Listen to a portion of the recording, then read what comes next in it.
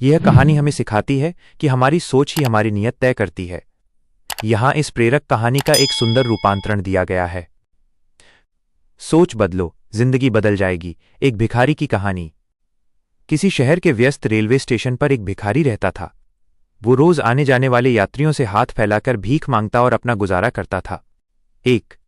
एक अनूठी मुलाकात। एक दिन उसकी नज़र सूट बूट पहने एक प्रभावशाली व्यक्ति पर पड़ी। भिखारी ने सोचा कि यह व्यक्ति बहुत अमीर है, इससे भीख मांगने पर अच्छे पैसे मिलेंगे। जब उसने हाथ फैलाया तो उस व्यक्ति ने एक चौंकाने वाली बात कही। उसने कहा, तारांकन, तुम हमेशा मांगते ही रहते हो, क्या कभी किसी को कुछ देते भी हो? मैं एक व्यापारी हूं और लेन देन, गिव एंड टेक के नियम पर यकीन करता हूं। यदि तुम्हारे पास मुझे देने के लिए कुछ है, तभी मैं तुम्हें बदले में कुछ दे सकता हूं। इतना कहकर वो व्यक्ति ट्रेन में चढ़ गया। 2 विचार में बदलाव। भिखारी के मन में ये बात घर कर गई। उसने सोचा कि शायद इसीलिए उसे अब तक सम्मान या ज्यादा पैसे नहीं मिले, क्योंकि वो सिर्फ लेना जानता था, देना नहीं। पर एक भिखारी किसी को क्या दे सकता है? 2 दिन तक सोचने के बाद उसकी नज़र स्टेशन के पास खिले जंगली फूलों पर पड़ी। उसने निर्णय लिया कि अब से वो भीख के बदले लोगों को फूल देगा। 3 भिखारी से व्यापारी का सफर। अब जब भी कोई उसे भीख देता, वो मुस्कुराहट के साथ उन्हें एक फूल भेंट करता। लोग भी खुश होकर उसे पैसे देने लगे। धीरे धीरे उसे एहसास हुआ कि जब तक उसके पास फूल होते थे, लोग उसे ज्यादा पैसे देते थे। कुछ समय बाद वही सूट बूट वाला व्यक्ति उसे फिर मिला।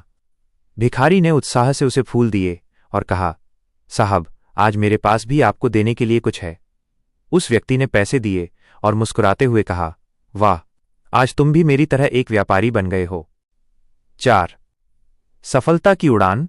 व्यापारी शब्द ने भिखारी के अंदर का आत्मविश्वास जगा दिया। उसे एहसास हुआ कि वो अब लाचार नहीं है। वो स्टेशन से चला गया और अगले 6 महीनों तक वहां नहीं दिखा।